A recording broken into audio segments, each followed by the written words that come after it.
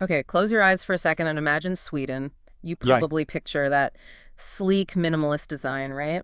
Yeah. But also vast, wild nature stretching out. And maybe this feeling of calm efficiency or this quiet philosophy. Right. It's got that reputation. It's got a reputation for being pretty pricey, for sure, but what if you could really unlock the heart of the country, find those incredible experiences, and actually navigate the costs? That's the million-dollar question, isn't it? Or maybe the million krona question. Huh, right. Well, let's dive in. Today, we're taking everything we've pulled from a stack of sources, detailed travel guides, insider tips, the blueprint for a trip, all about traveling in this fascinating place. Right. Our goal is to cut through all the noise, extract the absolute most important insights, and give you the practical knowledge you need to plan an amazing trip, understanding not just where the must-sees are, but how to experience Sweden authentically and, yes, manage that budget. And what immediately jumps out from these sources is how they define Sweden beyond just the stereotypes. It's certainly a global leader in design, innovation, sustainability. Sure, the usual suspects. Exactly. But what's striking is how deeply this ethos is woven into the fabric of the society and the landscape itself. It's not just in the buildings, it's in the approach to life. And speaking of the landscape, that connection to nature is painted as absolutely central. The sources highlight the sheer scale of the natural beauty. We're talking thousands and thousands of islands in the archipelagos. Incredible numbers. Deep, ancient forests, countless lakes, and the truly wild Arctic wilderness in the north. And underpinning so much of the outdoor experience is this concept of Allemansrätten. The right to public access. This is a game changer for anyone who loves being outside. How so? It's essentially the freedom to roam. You can walk, cycle, ski, even camp for a night or two on most unenclosed land, as long as you're respectful and don't disturb others or the environment. Wow. Crucially, it means national parks, all 30 of them, are free to enter. And wild camping is totally legal there. It completely reshapes how you can explore the natural world. That's incredible freedom built right into the system. And another core concept that threads through everything in the sources is logom. Logom, often translated as just the right amount. Right, I've heard that. It's not about settling for mediocrity, though. It's more about balance, sufficiency, and finding contentment. You see it influence everything: work-life balance, design, how things are done. Okay. Travelers who embrace this idea of balance, perhaps slowing down a bit, often find a deeper connection to the place. It's part of what makes Swedish society feel so, well, harmonious and calm. It sounds like a valuable lesson for anyone, really. Yeah. And then Sweden serves up some more is more in terms of natural phenomena, the stunning northern lights in winter in the very far north. Unforgettable, apparently. And the perpetual daylight of the midnight sun in summer, especially above the Arctic Circle. Yeah. Exactly. Two incredible experiences tied directly to Sweden's latitude and the seasons. And while the call of the wild is strong, the sources also point to incredibly vibrant cities. Stockholm, the capital, famously spread across multiple islands. Beautiful. Gothenburg, on the west coast, described as having a slightly more laid-back vibe. And Malmö in the south, right across from Denmark. Each offers a different slice of Swedish history and culture. So we've got this unique character shaped by nature, philosophy, and design. If you're planning a trip, what are the absolute cannot-miss experiences that pop up again and again in the sources? Well, Stockholm is almost always the essential starting point. The recommendation is at least 3 days there. Okay, minimum 3 days. Yeah. You absolutely have to explore that picturesque harbor, wander the cobblestone streets of the charming old town, Gamla Stan, maybe take a walking tour. Plus, there are amazing parks, world-class museums, and a lively nightlife. Gamla Stan feels like stepping back in time just looking at pictures. And Gothenburg on the west coast sounds like a great contrast. It does. As Sweden's second city, it's often described as having a more relaxed energy. You can explore the Haga district, famous for its giant cinnamon buns. Oh, I've heard about those. Wander along the Main Street evening, or spend a day at Leesburg, Scandinavia's largest amusement park. But the sources really highlight the nearby Bohuslän coast, over 8,000 islands spread along 300 kilometers of coastline. 8,000! The scale is just wild. It's perfect for fishing, swimming, hiking, and the seafood is apparently phenomenal, especially during lobster season from late September to November. Plus, there's a fascinating UNESCO site with Bronze and Iron Age rock carvings at Tanumshade. Wow. And for a truly Arctic experience, you have to head way up north, right, to Yep. Swedish Lapland. Absolutely. This is where you truly experience the Arctic environment. It's the land of reindeer, you'll see them, and yes, the sources mention you might try reindeer meat. Interesting. It's also home to the Sami indigenous people, and it's important to explore their culture respectfully. Lapland is also the prime area for skiing, and is called out as a less explored but culturally significant part of the country. Beyond the geography, what about those quintessential Swedish activities? Fika is more than just a mention, isn't it? Oh yeah, it's treated as a fundamental social ritual. The sources describe Fika as intentionally taking time for coffee, conversation, and baked goods, especially those cinnamon buns again. Can't escape the buns. Haha. It's Sweden's way of hitting pause, connecting with people, and embracing that Lagom balance. Don't just grab a coffee to go. Sit down and experience Fika. Nice. And the ice hotel in Jukkajärvi that's iconic, built new from ice every winter. It is, and it sounds incredible. The sources are upfront about the cost of staying overnight in an ice room. It can be over 5,500 SEK a night. Ouch. Yeah. But they immediately balance that by pointing out you can take a tour for a much more accessible 295 to 349 SEK. Okay. They also have regular, non-ice rooms starting around 1,500 or 1,900 SEK if you want the location, but prefer a standard bed. Good tip. And those thousands of islands we keep hearing about, you can actually get out there. Definitely. Boat tours and ferry trips out into the archipelagos around both Stockholm and Gothenburg are highlighted as essential, especially for a peaceful summer day or even an overnight stay. There's one museum the sources single out as an absolute must-see in Stockholm, the Vasa Museum. Yes, the Vasa. This is a massive warship that sank on its maiden voyage in 1628 right in Stockholm harbor. Incredible story. But the cold, brackish water preserved it incredibly well. The museum houses the actual ship, which still has remnants of its original paint, and does a fantastic job of placing it in the context of 17th century Sweden during its golden age. English guided tours are available, and admission is around a 170-190 SEK. It's truly unique. A 400-year-old ship preserved like that is mind-boggling. And for natural wonders, besides the midnight sun, everyone thinks of the northern lights. The sources confirm Lapland is the place to be for the aurora borealis. Best viewing is late September through late March, typically between 9 p.m. and 2 a.m. Don't expect to see them in southern Sweden, though. Right, gotta head north. Another quirky but apparently essential visual experience is the art in the Stockholm subway. Yeah, it's described as the world's longest art gallery, with over 90 stations decorated since the 1950s. Wow.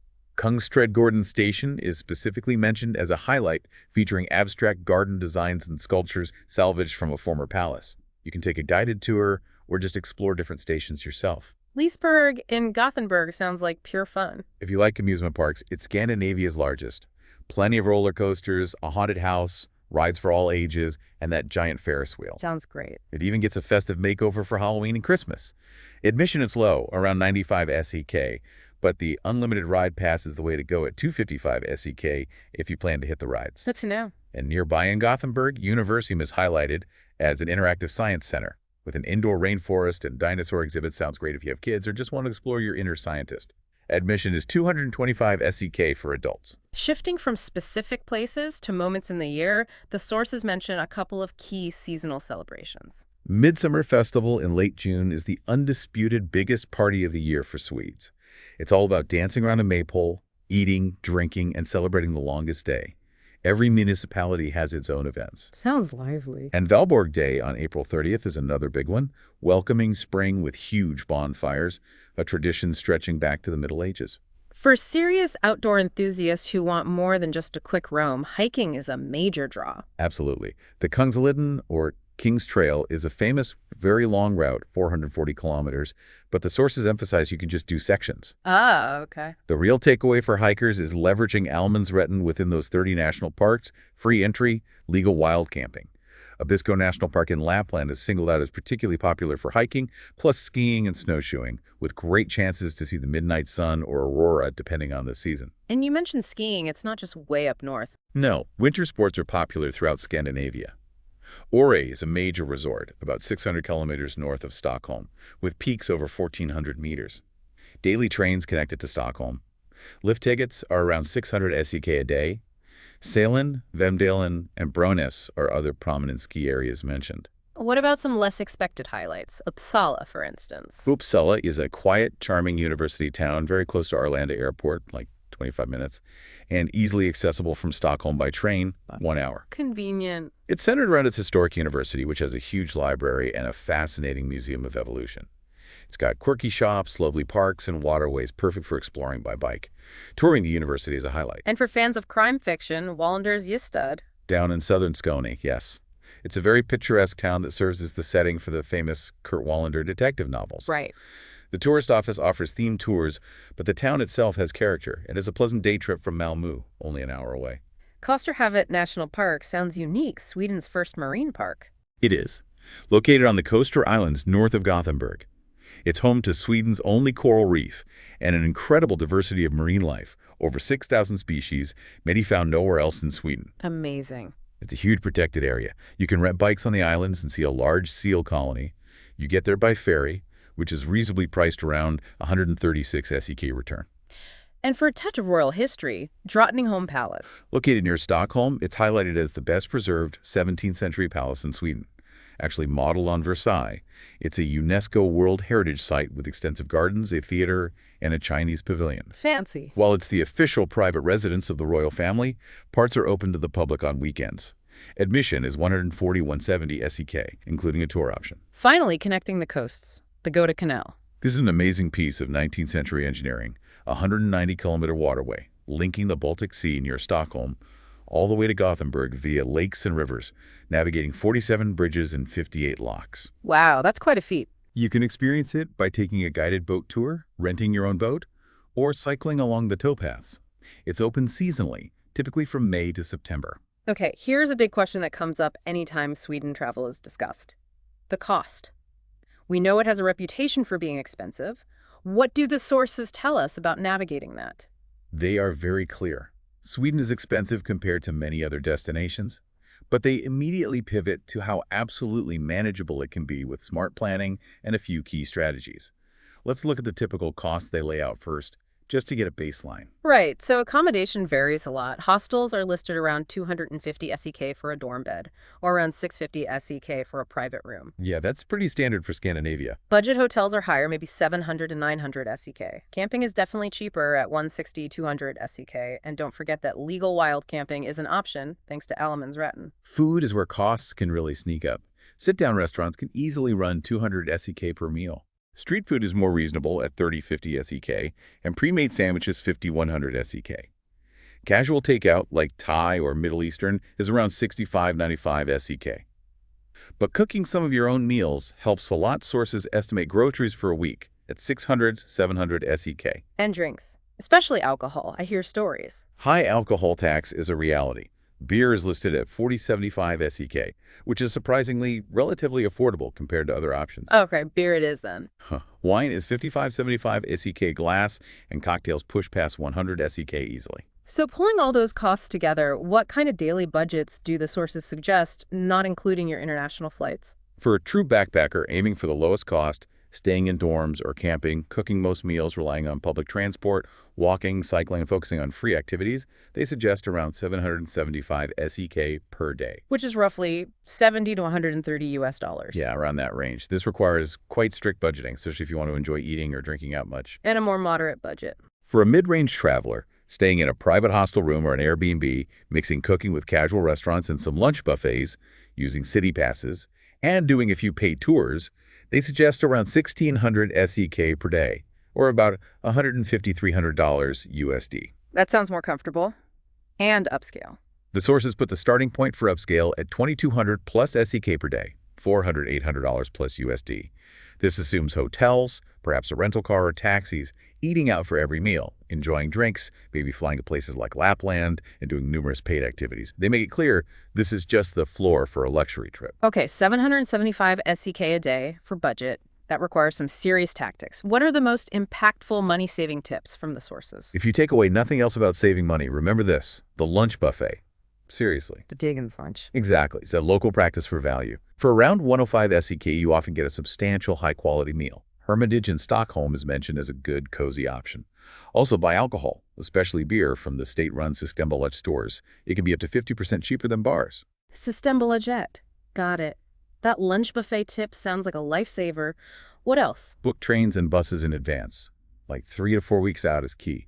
You can get 40–50% off fares on SJ trains or Flixbus. Huge difference. Yeah, that can change a Stockholm-Gothenburg bus fare from 340 SEK down to maybe 250 SEK, or trains even more dramatically. Also, bring a refillable water bottle. Tap water is safe and delicious, often cleaner than bottled water, and is free everywhere. What about city passes? Are they worth it? Only if you plan to cram in a lot of attractions and use public transport extensively. The Stockholm Pass, covering 60 attractions, is mentioned. The 2-day pass at 989 SEK offers better value per day than the 1 day at 669 SEK. Got to do the math based on what you want to see. Makes sense. And where to eat if you skip the expensive sit-down places? Stick to street food hot dogs for around 30 SEK, or other options around 65 SEK. The cheapest takeout, often Thai or Middle Eastern, is also a good bet around 65–95 SEK. And seriously, hit those grocery stores for ingredients. They even mention checking flyers for deals.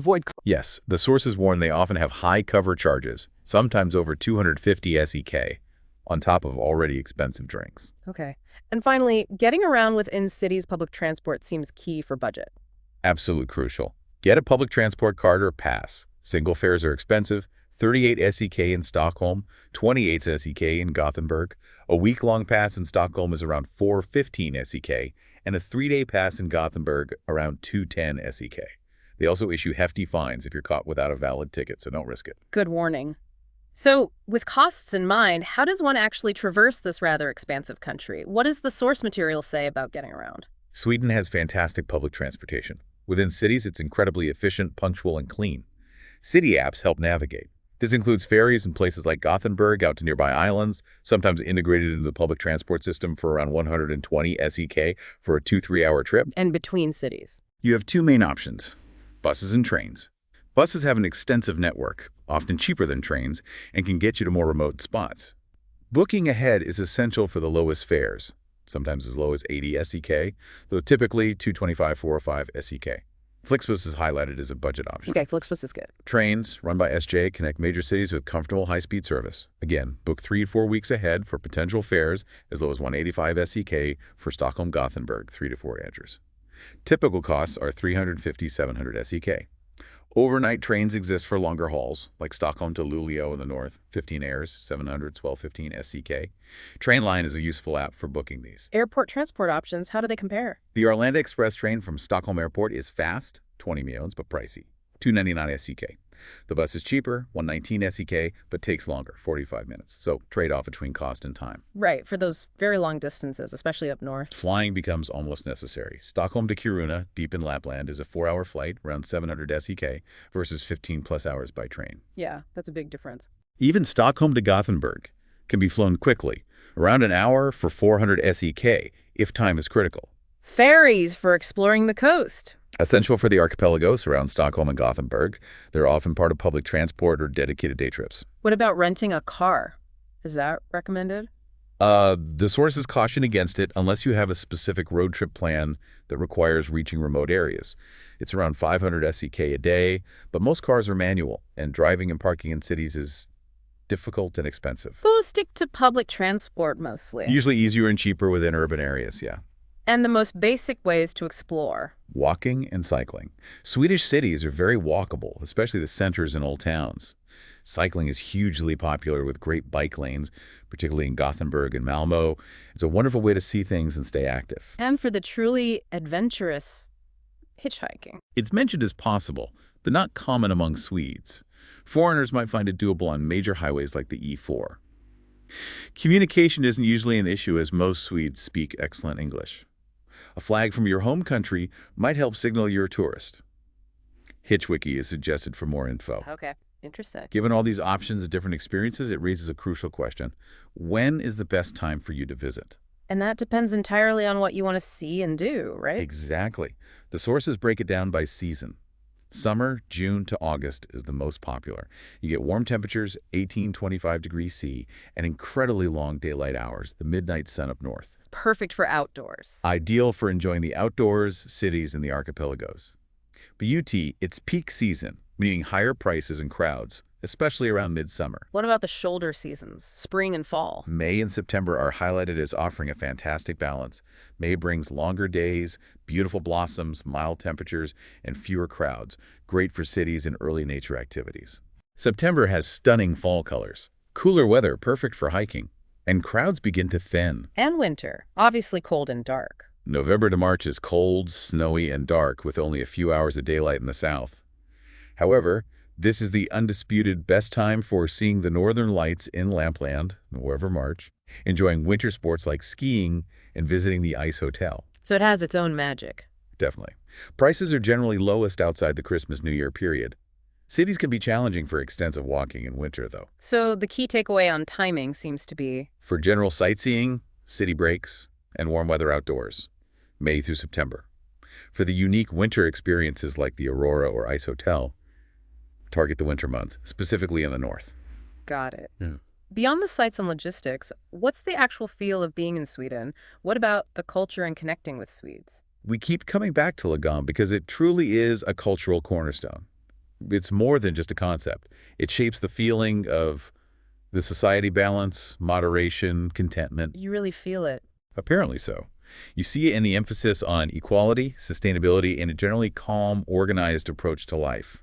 Travelers who can slow down and embrace a bit of that Lagom mindset often have a richer experience. The sources also emphasize a high level of trust and social harmony. Yes, it's described as a very safe society with low violent crime.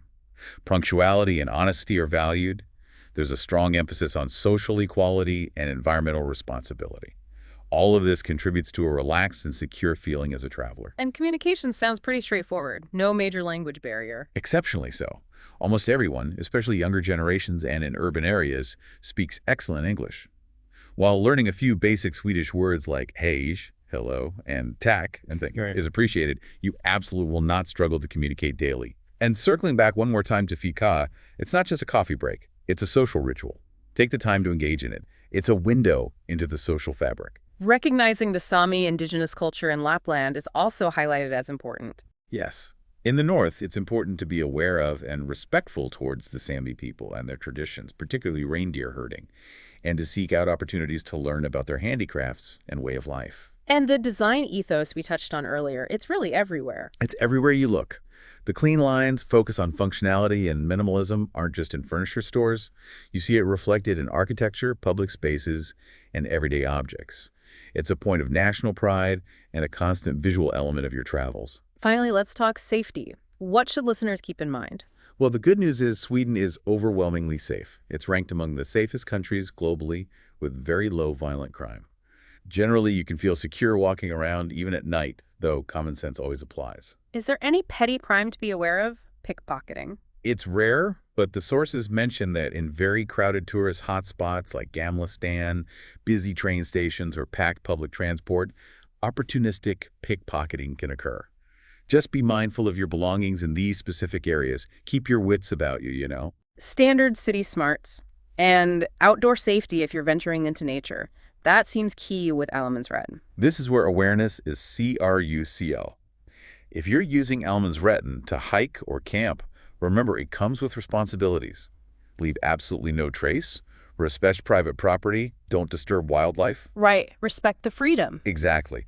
If you're hiking or venturing into the wilderness, respect the weather, know your limits, wear layers and appropriate gear, carry enough food and water, and always tell someone your planned route and when you expect to be back. Weather can change very rapidly, especially in the mountains. Winter in the north sounds like it requires extra caution, too. Yes, extreme cold, very short daylight hours, and ice are significant factors. Dressing in multiple layers is essential for staying safe and comfortable. Don't underestimate it. Emergency number, just in case. 112, the standard emergency number across Europe. Easy to remember. And any tourist-specific warnings like scams? The sources suggest tourist traps exist in popular areas where prices might be inflated. Doing a little research beforehand helps. Avoid unsolicited offers from strangers. But beyond that, true scams targeting tourists are very, very rare. Sweden is a high-trust society. So there you have it, a deep dive into traveling Sweden, pulling out the most essential information from the sources. It's a country where groundbreaking innovation sits right alongside ancient nature. We're finding balance that Lagom philosophy isn't just an idea, but a way of life. It really seems ingrained. And where navigating the costs with smart planning opens up incredible experiences. From the buzzing design centers of Stockholm and Gothenburg to the pure wild beauty of Lapland and those endless archipelagos, Sweden offers such a diverse journey. armed with these insights from the sources, you're ready to approach planning your own adventure with confidence and curiosity. And maybe thinking about Sweden's focus on Lagom and its deep connection to nature, how might visiting a place so dedicated to balance and sufficiency encourage you to think about your own pace and priorities back home? Something to chew on.